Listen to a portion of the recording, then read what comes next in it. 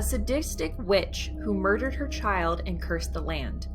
A dark figure who smells of rotten flesh looming over you as you sleep. And a private collection of possessed items so large some consider it the largest paranormal hotspot in New England. In their 50-year-plus careers as paranormal investigators, this demon-fighting duo has captured our hearts and terrified our minds through their investigations and their big-screen adaptations. The Amityville Horror, the Conjuring series, and The Haunting in Connecticut, and more were all made possible thanks to Ed and Lorraine Warren. Dark by Design may contain graphic and/or explicit content. Audience discretion is advised.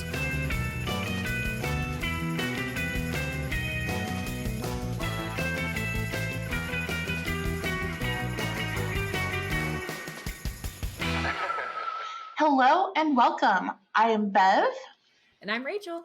And you're listening to Dark by Design, the podcast where two creative gals share stories of the macabre to then pick them apart before the nightmares start. Thank you so much for joining us today. How are you? Good. How are you? Good. We still don't have hot water. Oh, God. Oh, no. Oh. And you're sounding a little under the weather today, I see. Yes, I am, in fact, a sicky chickie. So. Oh, no. It's not COVID, though. You know, I haven't. That's good. In these 2 years, haven't had COVID.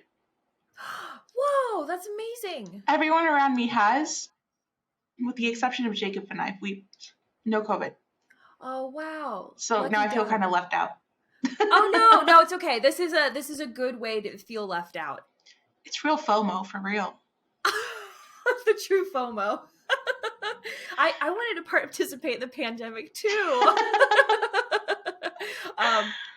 My partner and I, we ended up getting COVID at the end of September. Oh yeah. It was very mild. One day I thought I felt like I was needed to go to the hospital, but everything else I was fine. But yeah, you're not missing much. It's okay. Just take the head cold you got. Well, it's good to know. Yeah. Maybe I'll stop wishing I'll get COVID. Because I'm just manifesting it at this point. Yeah, no, not good. You can find more information, photos, and videos on today's topic on the show's website at www.darkbydesignpodcast.com or by following us on Instagram, Twitch, and TikTok at darkbydesign_podcast, also linked in the description below. And you can find us individually at our personal socials. Rachel is at Miss Quirk with 2 Ks, and you can find her on Twitch, Instagram, and YouTube. I am on Instagram, sometimes Twitch, and YouTube at Beverlocks with 2 S's. And you can also send us your stories via email at darkbydesignpodcast@gmail.com. Mm-hmm.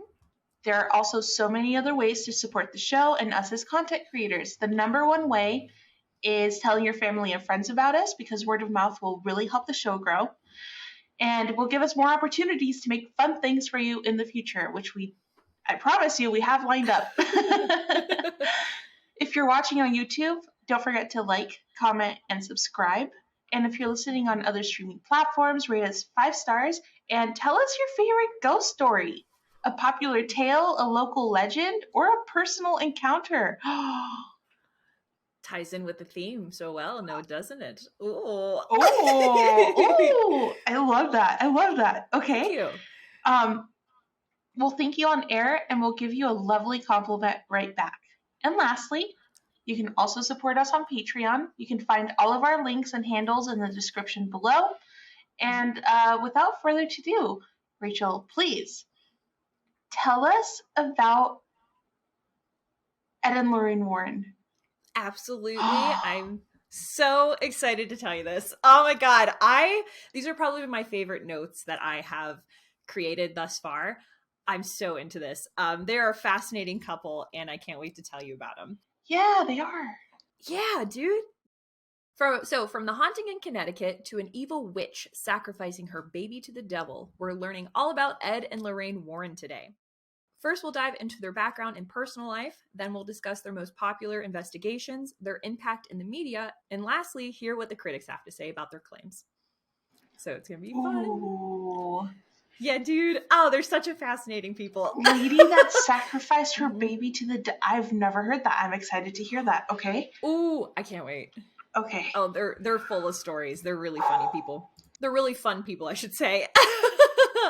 So Ed and Lorraine Warren were American paranormal investigators and authors associated with prominent cases of alleged hauntings. Ed was a self-taught and self-professed demonologist, author, and lecturer. Lorraine claimed to be a clairvoyant and a light trance medium who worked closely with her husband. And light trance medium meaning essentially you go into like a meditative state and then allow the spirits to communicate with you from beyond type of thing, in case you were wondering. I was wondering.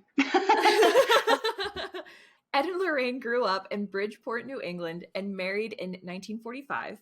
On January 11th, 1946, Lorraine gave birth to their daughter named Judy Warren. Ed served in the Navy in World War II. Upon returning home, he studied at Perry Art School, which is a subsidiary art school of Yale University. The family traveled around New England as Ed sold his paintings. They would often visit haunted locations, which were usually the inspiration for Ed's art and later inspired their paranormal investigating career. The pair were members of the Roman Catholic Church and believed that demonic forces are likely to possess those who lack faith in God. Which, if that was the case, I would have been possessed a long time ago. But yeah. I digress. Maybe I'm possessed right now and I don't know it. I don't know what I do when I sleep.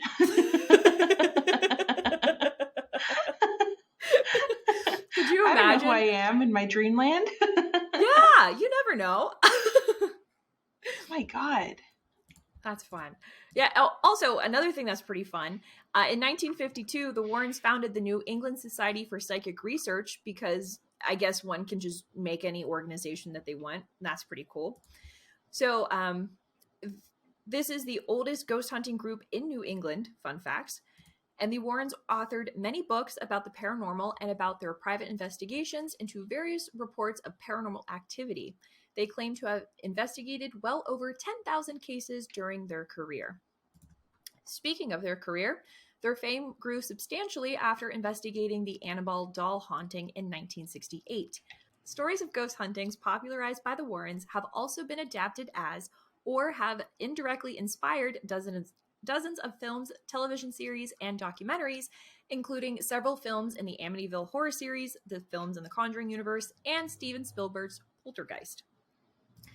In their golden year, yeah, which I had no idea that they were like that either. Yeah, which is pretty cool. I've actually never watched it, but for those who have watched it, the parapsychologist Dr. Lesh, who visits the home, is rumored to be based on Lorraine Warren. So fun trivia facts. Oh shit, that is so cool, right?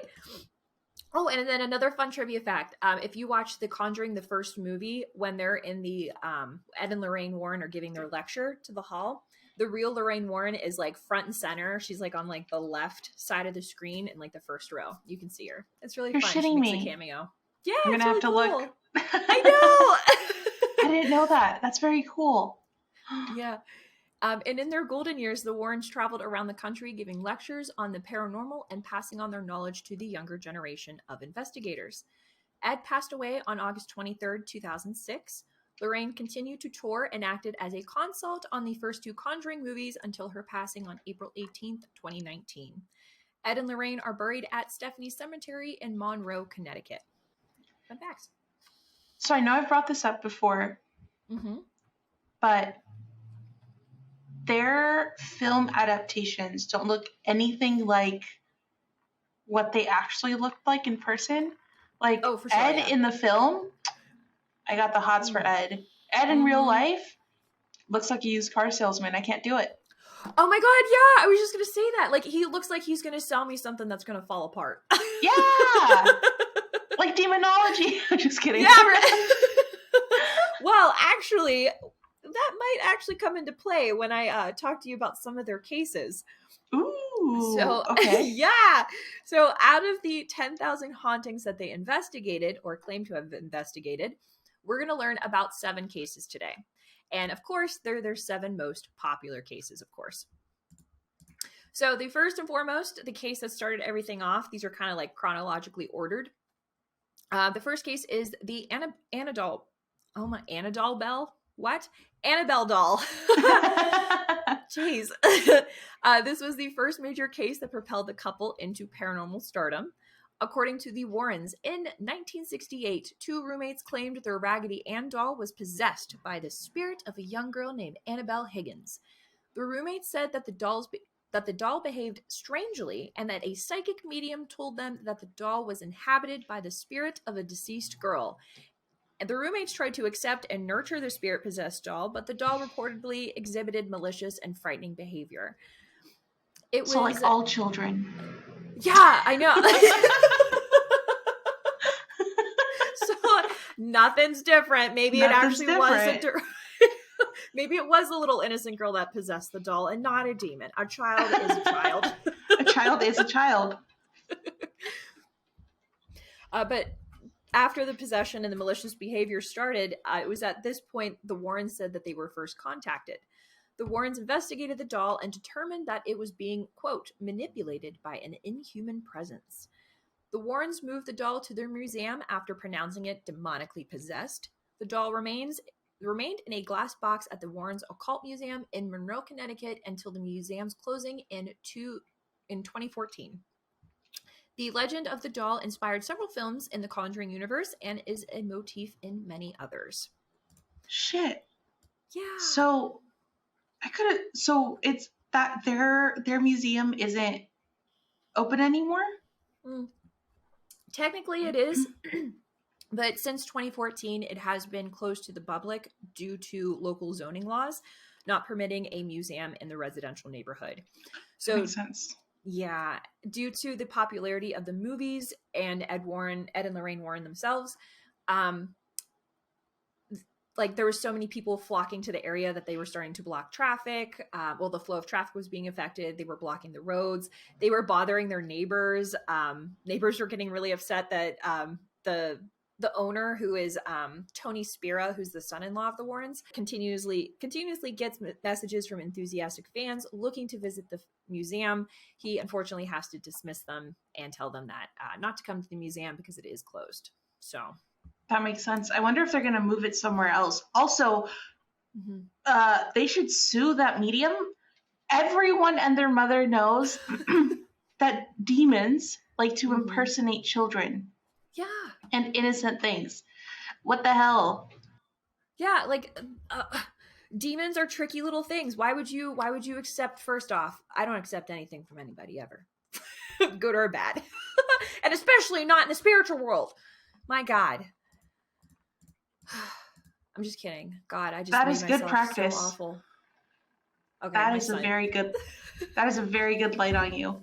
It looked so pretty.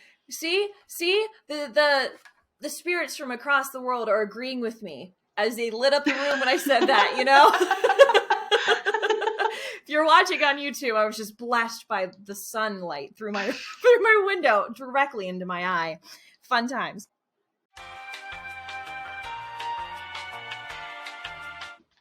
Okay. Now I think we're good. Okay. Hi.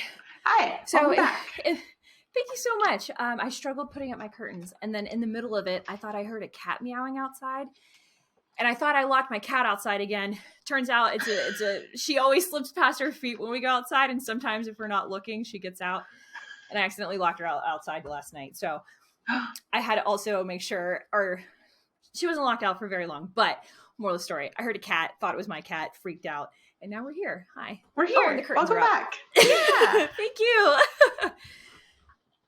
Okay.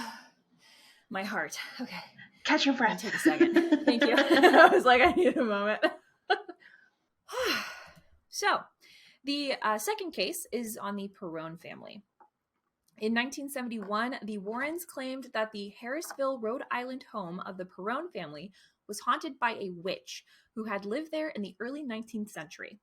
According to the Warrens, Bathsheba Sherman cursed the land so that whoever lived there would somehow die a terrible death. This story is the subject of the 2013 film The Conjuring, and if you haven't watched it, go watch it because it's great and it's one of my favorite films. And also, fun facts, the entire Perron family also put their support behind the film, having already come together to support their daughter, Andrea Perron's self-published 2011 book about their experience entitled House of Darkness, House of Light. So if you're curious, you can check that out too. The Perron family lived in the farmhouse for approximately 10 years. Roger Perron and his wife Carolyn purchased the home in the winter of 1970.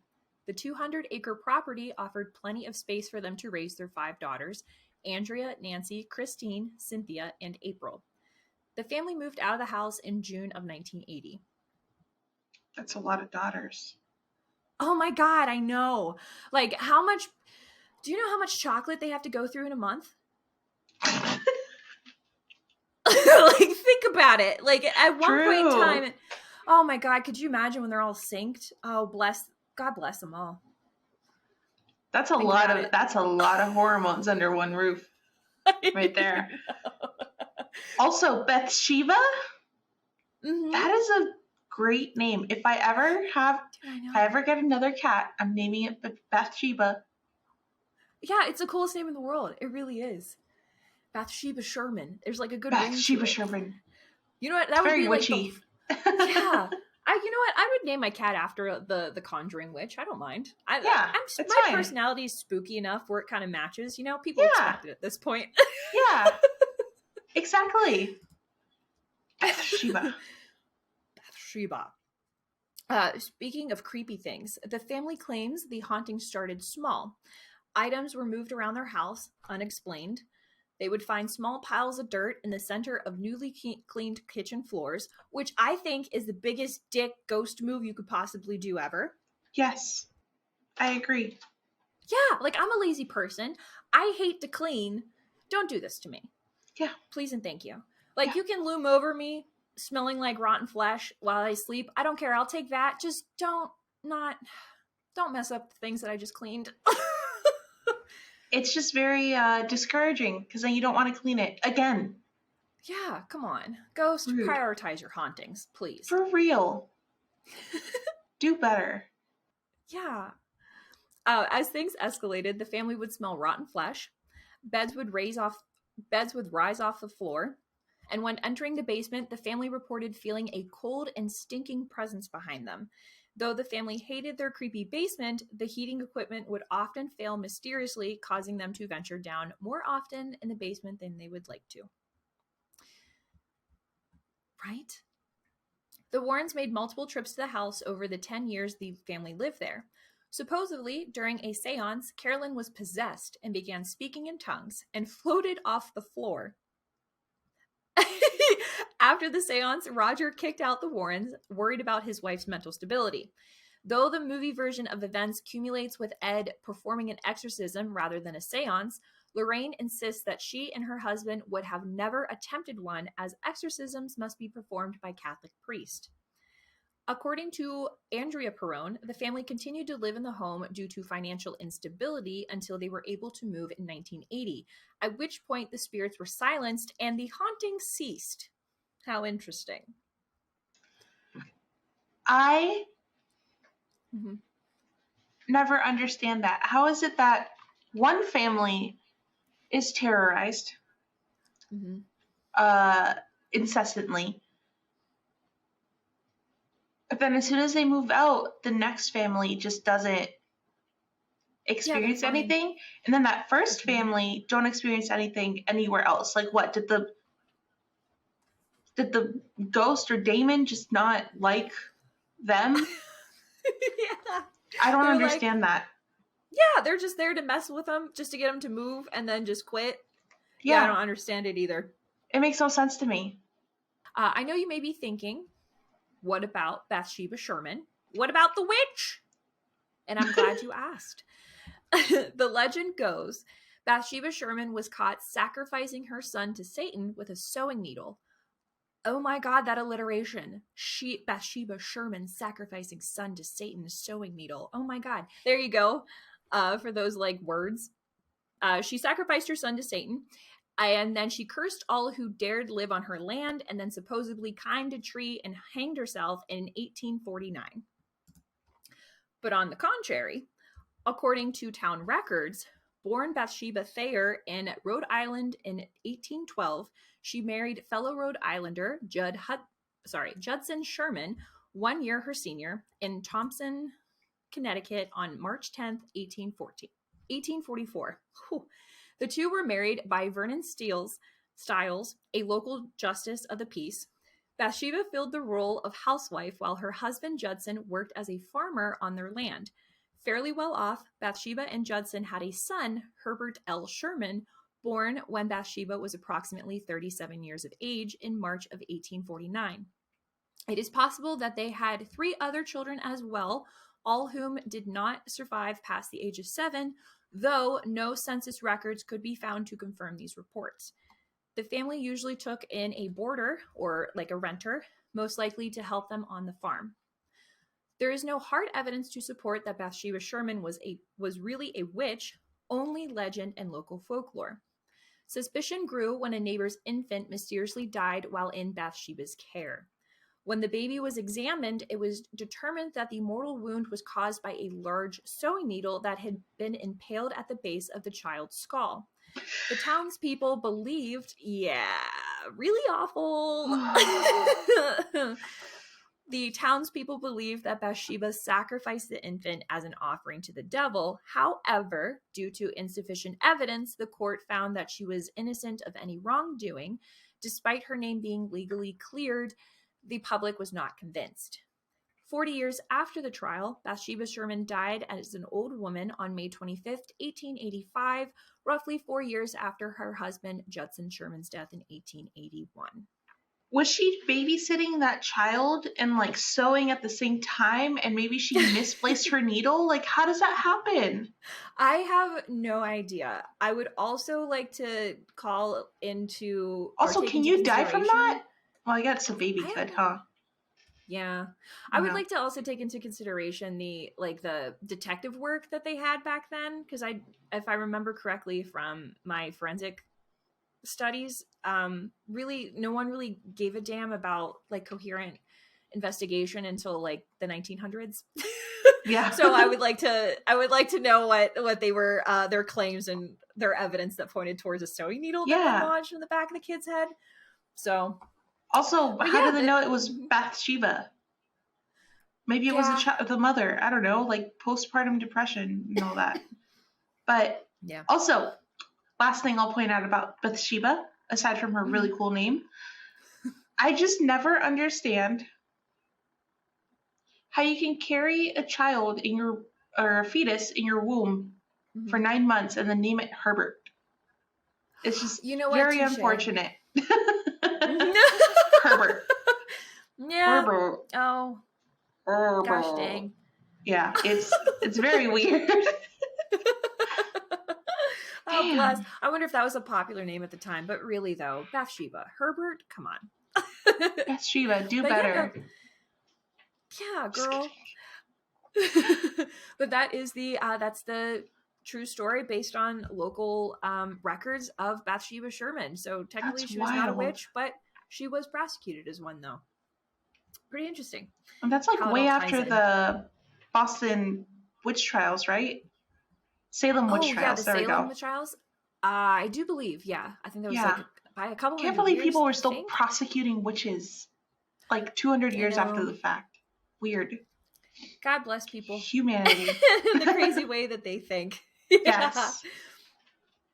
So the third case that we're going to talk about is the Amityville haunting or Amityville horror.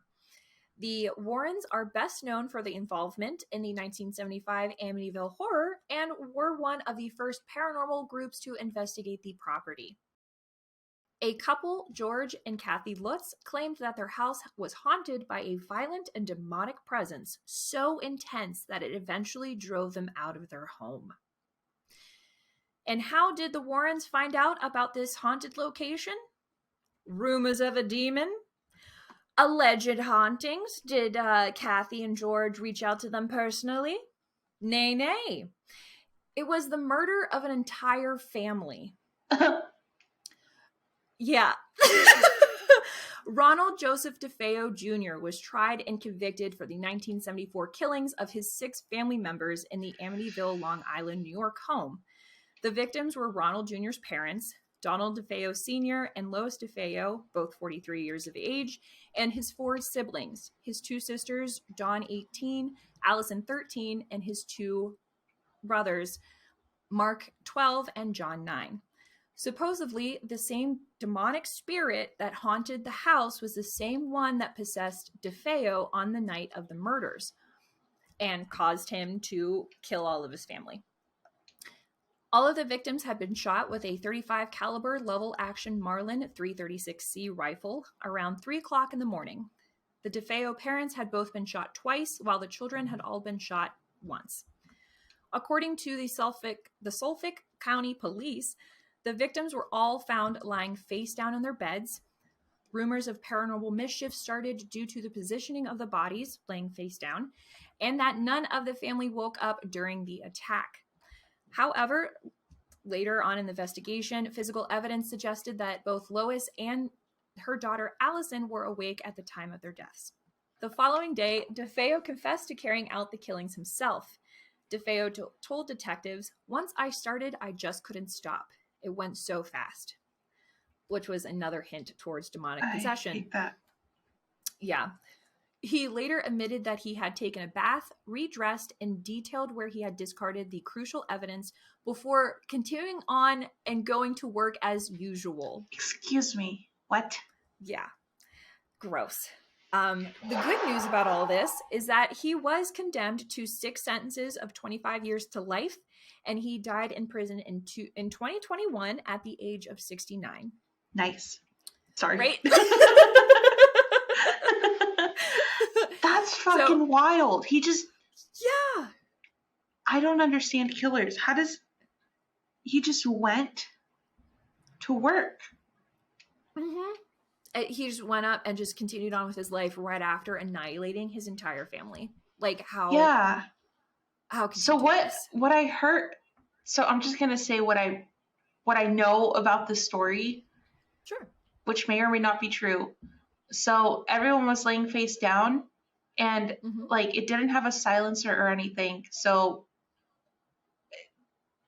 after one person was shot, like everyone else would have heard the gunshot and they would have woken up and gone into like some sort of panic.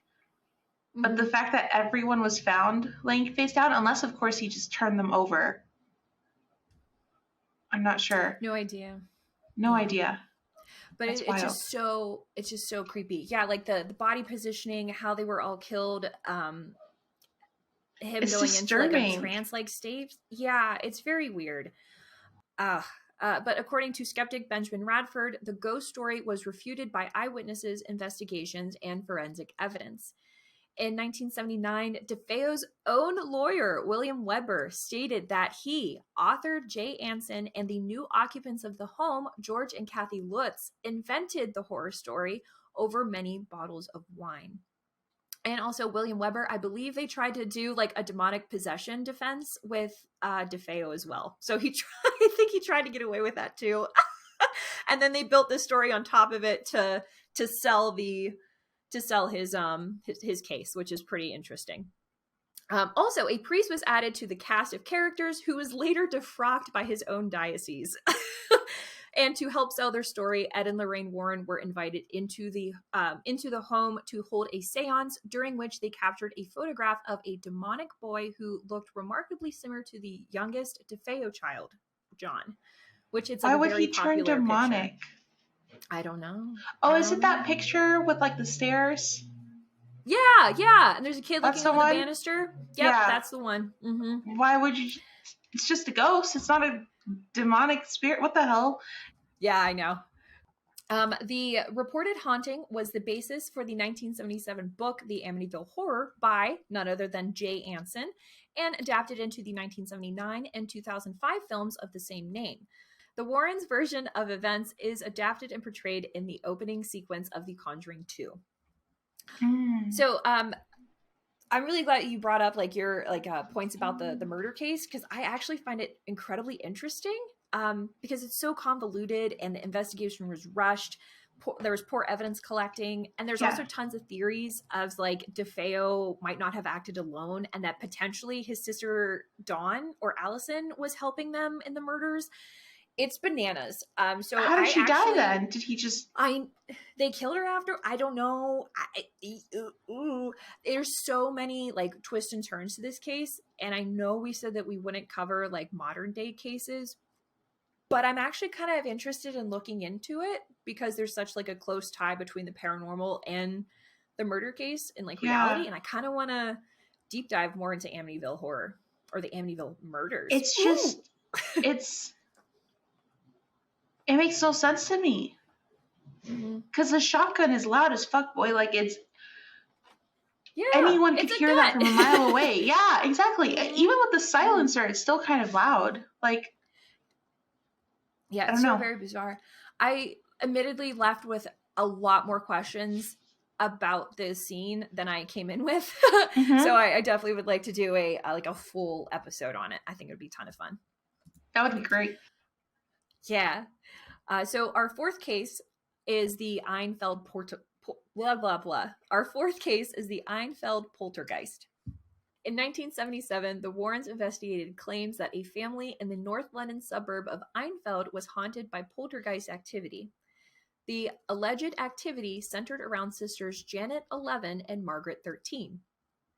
In August 1977, their mother, Peggy Hodgson, called the Metropolitan Police to her rented home at 284 Green Street in Einfeld, London, claiming she had witnessed furniture moving and that her 2 out of her 4 children, Jane and Margaret, had heard knocking sounds on the wall. A police constable reported witnessing a chair wobble and slide, but could not determine the cause of the movement. Over a period of 18 months, more than 30 people, including the Hodgsons' neighbors, psychic researchers, and journalists, said that they saw heavy furniture moving on its own accord, objects being thrown across the room, and the sisters seeming to levitate several feet off the ground. Many also heard and recorded knocking noises in a gruff voice. The story was regularly covered in the Daily Mirror newspaper until reports came to an end in 1979. While a number of independent observers dismissed the incident as a hoax carried out by attention-hungry children, the Warrens were convinced that this was a case of demonic possession. The story was the inspiration for the Conjuring 2, although critics say that the Warrens were involved to a far lesser degree than what was portrayed in the movie, and in fact showed up to the scene uninvited and had been refused entry into the home. So if you ever see The Conjuring 2, when like Ed Warren is like strumming the guitar and singing Elvis to the family who's distraught because they don't have a father anymore because he left them, yeah, that's all fake bullshit news? And made up. Yep. Fake news. Damn. How awful. Yeah. That's very awful. Oh my god. Yeah. Guy Leon Playfair, a parapsychologist who investigated the Einfeld case alongside Maurice Grosse, also says that the film greatly exaggerated the Warrens' role in the investigation. He stated in 2016 that the Warrens turned up once and that Ed Warren told Playfair that they could make a lot of money out of this case. Playfair also corroborated the claim that the Warrens were not invited to the Einfeld house and that, quote, nobody in the family had ever heard of them until they turned up. That's very shady. That was pretty interesting. Yeah. Yeah. So the Conjuring movie fucked me up. So I think during the movie, like at the end, they actually play like real audio that was captured during this. Of Janet allegedly she has her mouth shut and a gruff, like you said, like older man's voice is speaking out of her while her mouth is shut. And like you can hear it in the audio. I don't know if there's like actual like video of this occurrence, but in the audio, she's like this, and then it's just like coming out of her. Ew. Yeah. Could you imagine? Oh, I hope there is. I would like to find all this stuff and really look into it. It's disgusting. Like all the evidence they had. Oh, no, thank you. Yeah, if my kid ever started doing that, where do you return them? Where can I give my kid back? Back to the Child Depot. 90-day return warranty. 90-day return warranty or demonic possession. Either one, Yes. we will accept the child back. So for our fifth case is the case of Arnie Johnson. In 1981, Arnie Cheyenne Johnson was accused of killing his landlord, Alan Bono. You may be thinking to yourself, how the hell did Ed and Lorraine Warren get involved in another murder case? Glad you asked. Well, the pair had met Arnie Johnson several weeks prior to the killing, as the Warrens had been called to deal with an alleged demonic possession of the younger brother of Arnie's fiancée. And so they believed that he was possessed, that the demon had hopped from the younger brother into Arnie, and they advocated for him. The Warrens subsequently claimed that Johnson was also possessed by the demon, hence why he had killed his landlord. And at the trial, Johnson attempted to plead not guilty by reason of demonic possession. But as you can imagine, he was unsuccessful. The judge was not buying the theory, and Arnie was found guilty. However, he served 5 years before being released. The case was described in the 1983 book, The Devil in Connecticut, by Gerald Brittle, and was republished as a movie tie-in for the third film in the series, The Conjuring, The Devil Made Me Do It. Okay, so this one, what I know about this, I'm sorry, I'm just going to That's okay. very quick segue or side note. So they were, I guess the younger brother was experiencing some quote unquote demonic possession. Mm-hmm. And then the older brother was like, you should take me instead.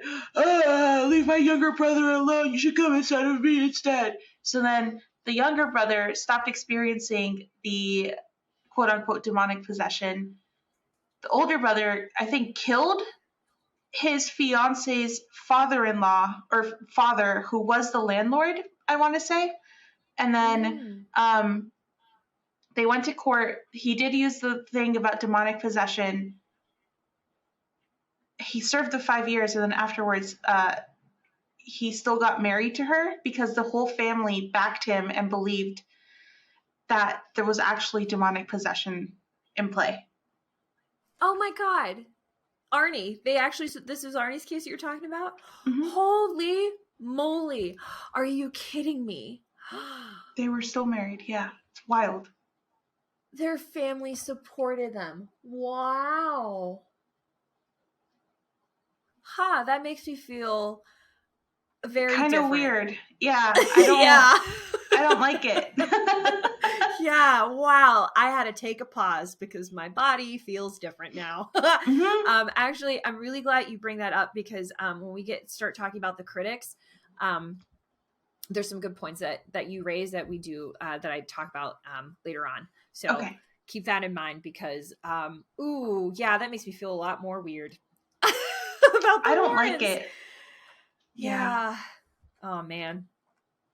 But moving on, we have the number 6 is the Snedeker family. Snedeker family. I don't know how you really say it. It's a really interesting spelling. I'll spell it for you now. Snedeker.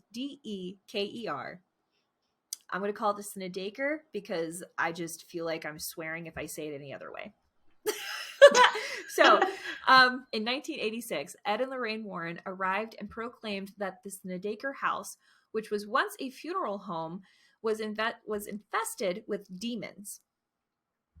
The hauntings started when the eldest son began to see ghosts and terrifying visions.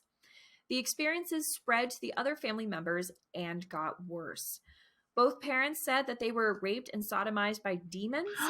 They claimed that blood was pouring out from the walls. The mother claimed as she mopped the kitchen floor, the water suddenly turned blood red and smelled of decaying flesh, and so on and so forth. Ew. Yeah, just a lot of really creepy shit. And disgusting, smelly stuff. I can't do that. Mm-hmm. Horror author Jay Garton, who wrote an account on the alleged hauntings, was hired by Ed and Lorraine Warren to work with the Snedekers and write the true story of their experiences. He interviewed all of the family members about their experiences and soon realized that there was a huge problem. Quote, the family was going through some serious problems. like alcoholism and drug addiction. Oh, shit. Yeah. They could not keep their story straight, and I became very frustrated. It's hard writing a nonfiction book when all of the people involved are telling you different stories. According to Garton, when he brought his concerns about the family to Ed, Ed dismissed him, called the family crazy people, and stated that, quote, "You've got some of the story. Just use what works and make the rest up. Just make it up and make it scary." And that's exactly what Garton did.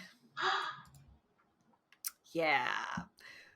Though the Snedakers stand by the story, it seems that there is little to no proof that anything supernatural occurred in the home. Whether or not the Snedakers actually believed their story, they stood to make a lot of money from the book deal. They were aware that the Lutz family, the Amityville horror New York family, profited handsomely from selling the rights to their, quote, true story of a haunted house.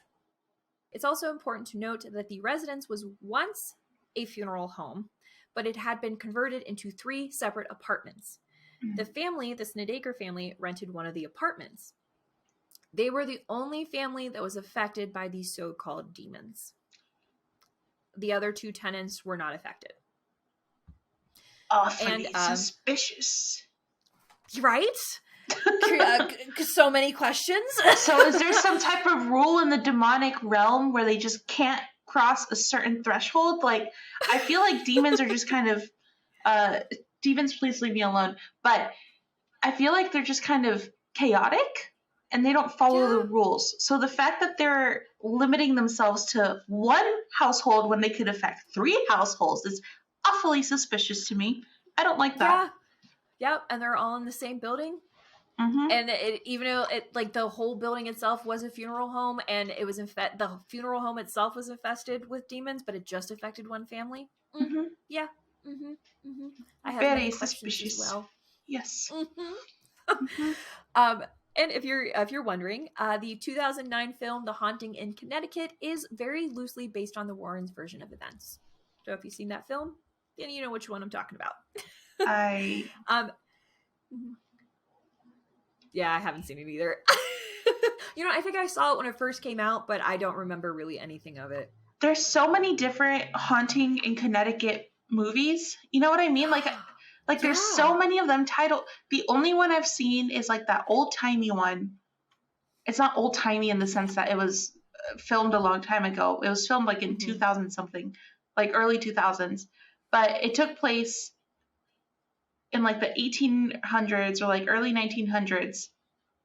And it was that man that was like assaulting his daughter or whatever. And like they did like a seance, and then it turned out that what they thought was a demonic spirit, where like it showed her being flung across the room and stuff, was actually just her father. And I'm sorry if you've never seen this, but to listeners, this movie has been out for like 12 years. Yeah.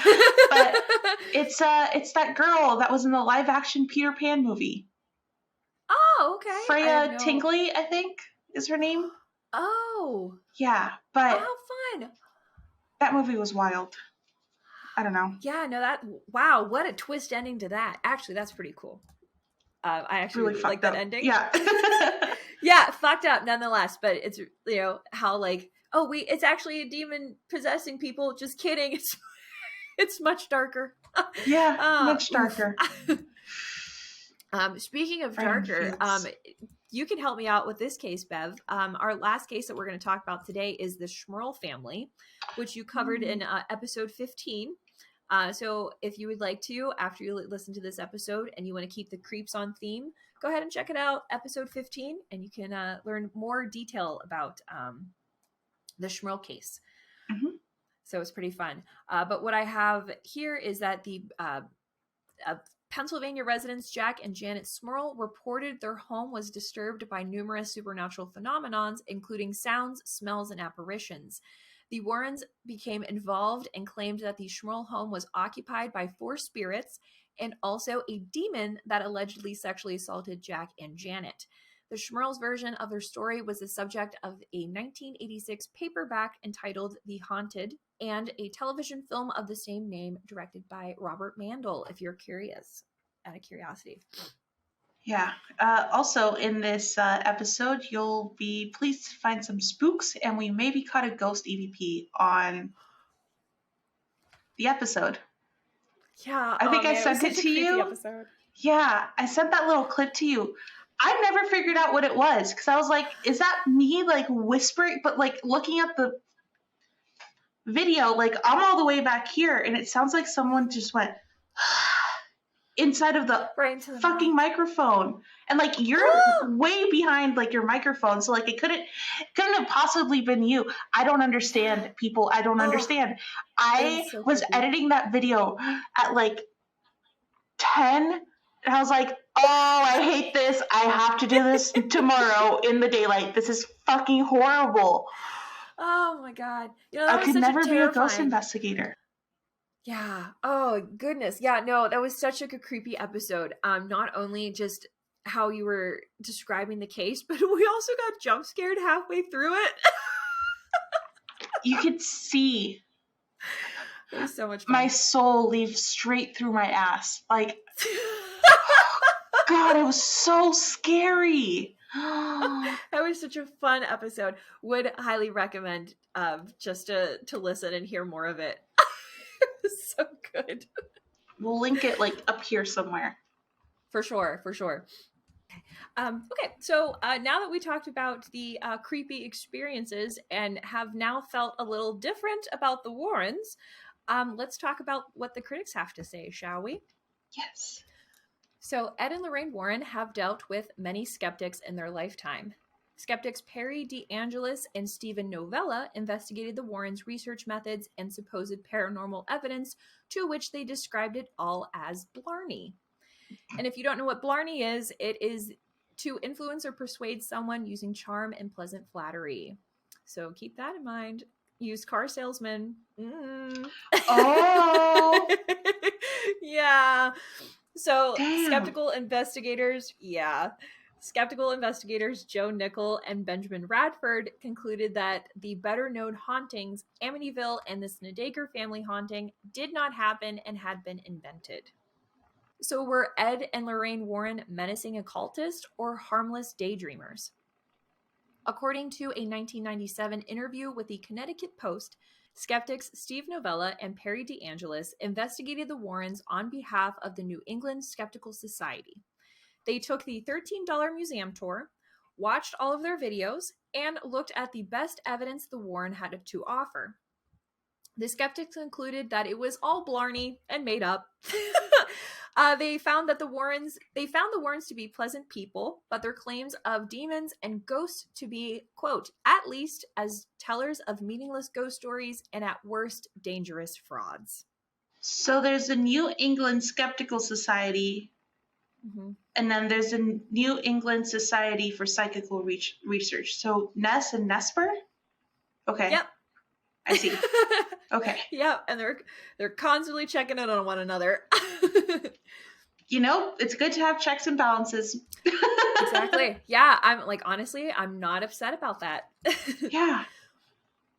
Most of the Warrens' paranormal evidence that they had was due to common errors with flash photography. You're shitting me. No. And the skeptics also found nothing evil in the artifacts that the Warrens had collected. According to skeptic Steve Novella, the Warrens, quote, have a ton of fish stories about evidence that just got away. They're not doing good scientific investigations. They have predetermined conclusions to their cases, which they adhere to and literally and religiously seek whatever evidence possible to corroborate their stories. So you're telling me that picture of that kid on the banister is an error with flash photography? It might be. I don't know the true story on how to debunk that picture because I don't have that wherewithal to know how to debunk it. But there's most likely just an error with flash photography, which I just find it just to be kind of really shitty, but also extraordinarily hilarious at the same time. That's so funny. Yeah. It's so much easier to get stuff like that though with like black and white photography. Have you noticed that? Mm-hmm. So Oh, like for if it was sure. like colored pictures, like it'd be harder to fake that.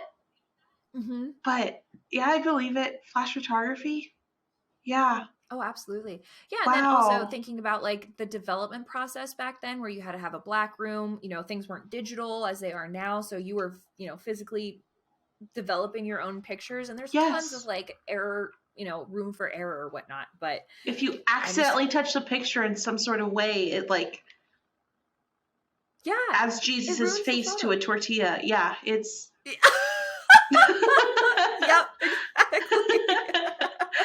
But I just found it hilarious that, in my mind, of course, this is like years ago and they're like, whatever, one could be considered boomers. But I just think of like two like old people playing around with the camera, not knowing how it works, and be like, I got ghosts. I just think it's hilarious. Oh, that's funny. But also, yeah. Speaking of which, Lorraine was pissed when she heard about this, and she fired back saying that the problem with Novella and DeAngelis is that they don't base anything on God. So Novella responded by saying, quote, "It takes work to do solid critical thinking, to actually employ your intellectual faculties and come to a conclusion that actually reflects reality. That's what scientists do every day, and that's what skeptics advocate." What an asshole! Oh, shit! I love him. She was just essentially coming in and saying like, hey, you can't tell us what to do. You just need to believe. And then you'll understand the evidence. And he was like, no, ma'am. It doesn't work that way. Work. Yeah. Fuck. Man, I absolutely love Steve Novella. He's my favorite out of the two. In an article for the Sydney Morning Herald that examined whether supernatural films are based on true events, Novella stated the following, quote, "The Warrens claim to have scientific evidence that proves the existence of ghosts, which sounds like a testable claim into which we can sink our investigative teeth into. What we found was a very nice couple, some genuinely sincere people, but absolutely no compelling evidence to the existence of ghosts and demons.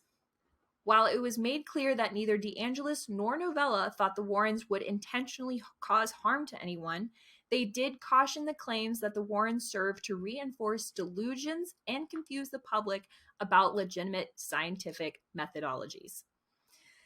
So going around and screaming that there's ghosts everywhere isn't maybe the greatest thing to do, and causing fear, inciting fear into people. Mass hysteria. Yeah. And then not having like the appropriate scientific facts or research to back any of it up. Yeah, there's no scientific method being put into place here, which isn't, you got to start with the hypothesis. Mm-hmm. Then you got to have a null hypothesis and an alternative hypothesis. And you got to go in, you got to have a control. Mm-hmm. Yeah, control groups. You got your control groups. Yeah, it's. I learned something in college. If that's the only thing, that may be the only thing, but I learned something. It's just that's so cool. I don't. Mm-hmm. Yeah, I agree with them, but I also really want to believe.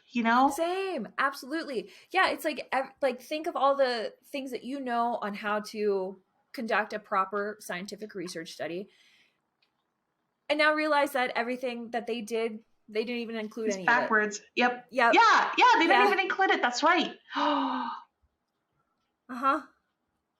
How fun, right? Also, I love that you called Ed Warren a used salesman, like a used car salesman. He looks like that. Yeah, and it fits in so well with his personality in real life. Based on what I told you guys today, I think he truly was like a paranormal ghost salesman. Yeah, and it worked. A paranormal ghost salesman. Hey, I'll tell you what. If you pretend to have all of these demonic occurrences happening in your house, I promise I'll get you $1 million book deal. They're like, deal.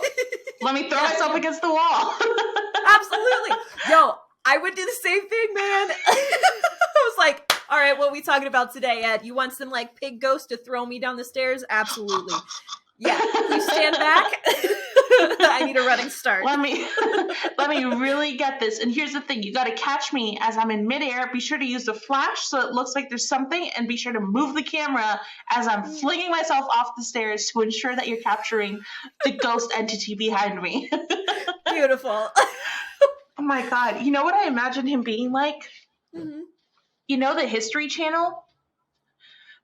That aliens guy that's like, aliens. I'm just imagining Ed Warren just going, ghosts or demons, you know? Yeah, it's demons. Demons. Damn. Absolutely. Yeah, that's at the end of the day. Yeah, that's kind of like the conclusion that I came to was like these two are just kind of selling stories, and you know, they're doing a great job at it. Yeah, they're doing a fantastic job at it. But my only worry is the ethical, like the ethics behind their, you know, money making schemes. Yeah, no, like are these families like willingly going along with it, or are they pulling the wool over these people's eyes and convincing them that there's something there that's not? And then also, are the Warrens getting paid to do this? Were they accepting like a monetary value from these people? Like I don't know. I have a lot of questions. But then I feel like they would take a cut from the book deal, right? Is that how that would work? I'm assuming, yeah. Probably. Yeah. It's my biggest concern is the kids, especially if they're doing what you said, where they're pulling the sheepskin over the, what's it called? Oh, the wool over their eyes. Oh, the wool over their eyes. If they're doing that and it's like affecting these kids, like that's kind of fucked up, especially if you have your own kid. What if someone did that to yours? I'm sure you wouldn't be fine with it. Yeah, no. I'm like, I love everything that's creepy and weird, but if someone came knocking on my door saying that my house was haunted and they want to like exorcise the demons, no, absolutely not. Especially if I had a child, if I was a mom at the time, no, you're not coming in my house. I'll deal with it myself. I'm scarier than anything hell can come out with, okay? Yeah. Wait until I PMS. No. But I'd just be pissed. But then again, like the skeptics did say that the Warrens did seem like genuinely nice people, so maybe they did think that they were doing good work. The Lord's work. The Lord's work, yeah. The devout, because they were devout. They're like Roman Catholics, really intense Jehovah's Witnesses. They're not coming at you telling you that they want to save you from or reserve your place in heaven, but rather they're telling you that they want to save your soul. They're like, let me exorcise these demons from your house. Let me exorcise these demons from your body. And you're like, no, thank you. I don't want these pamphlets. No, but you need these pamphlets. And they're just very good at what they do. They're so good at convincing you. They're like, they are. You need this service. Here's the thing. If someone came to my door like that, I would 100% fall for it. I am the perfect. It's so fucked up, but I am the ideal candidate for marketing campaigns. You can get me with anything. If it looks interesting enough, I will buy it. That is fair. I don't. Hey, you know what you like. And I do know what I like. It's whatever. And it's bullshit. Yeah. Damn. Oh, funny. Yeah, but that's Ed and Lorraine Warren for you. I feel a little differently about them. I still love all the movies that they have come up with, and I think it's like really great stories that they have gifted the world. Again, I'm a little concerned with the ethics of how they got into these, how they were able to sell their stories. But nonetheless, I'm going to hope that they weren't purposely going out to hurt anybody. It doesn't sound like it was, like they were. I think they're just trying to make money, to be honest. Like anyone else. And art is lucrative. And I would probably do the same thing. Oh, and if I grew up Catholic, and if my experience in the Catholic religion was like, hey, you can learn this and then you can fight demons, I would be into it. I'm not going to lie. I would probably be real into it. Yeah. But it wasn't. Yeah. Rachel the Demon Fighter. Demon Slayer? Oh, wait, that's an anime. Damn. Oh, that's true. Yeah, but think of Ooh. like Buffy. I want to do that. That'd be kind of fun. Rachel the But anyway. Vampire Slayer? Or Rachel the Vampire Lair? Yeah. If they ain't cute, they get slayed. I don't like Nosferatu. I want some like Lestat Landcourt. Thank you. Yes. Landcourt, whoever his name Yes. is. I know my standard of vampire. Nosfer, thank you. Yes! Oh, fun. Damn. Well, thank you guys so much for listening to our creepy stories and wild speculations. This is a Dark by Design podcast. Please like, comment, and subscribe, and follow us for more monstrous episodes released every Monday at midnight. You can find more information about today's topic on the show's website at www.darkbydesignpodcast.com or on Instagram, Twitch, and TikTok at darkbydesign_podcast. Listen to us on your favorite podcast streaming site or watch the show on our YouTube channel by searching for Dark by Design Podcast. And on our YouTube, we're also putting up a bunch of like other content, so feel free to check it out. It's very fun. And if you would like to support us, then you'll be glad to know that we've also launched a Patreon.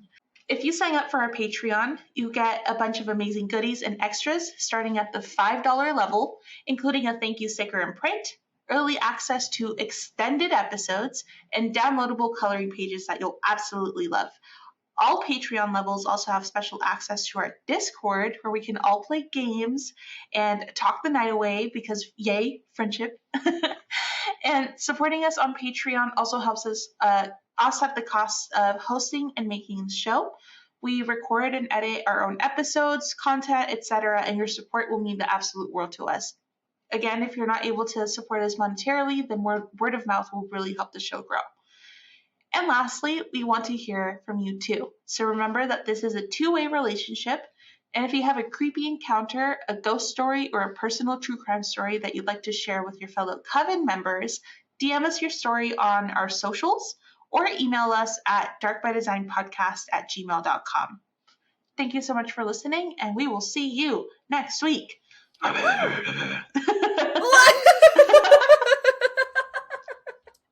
scared the hell out of me. I was like, what is happening? I'm just channeling my inner demon. That is fair. Oh, you're speaking in tongues now. I see. Mm-hmm. I'll get Lorraine and Ed on the Ouija board for you. Just hold thank tight. you. Thank you. Yeah. Ed, Lorraine, is this you? DAE-mons. DAE-mons.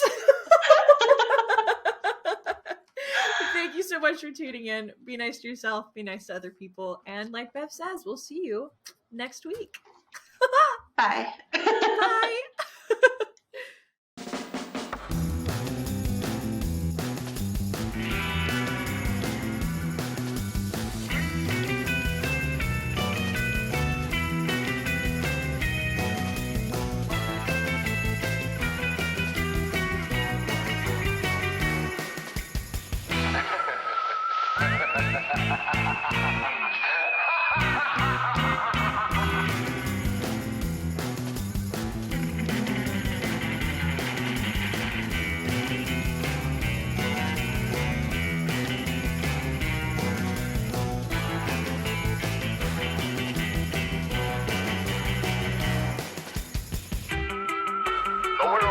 Shocking monster.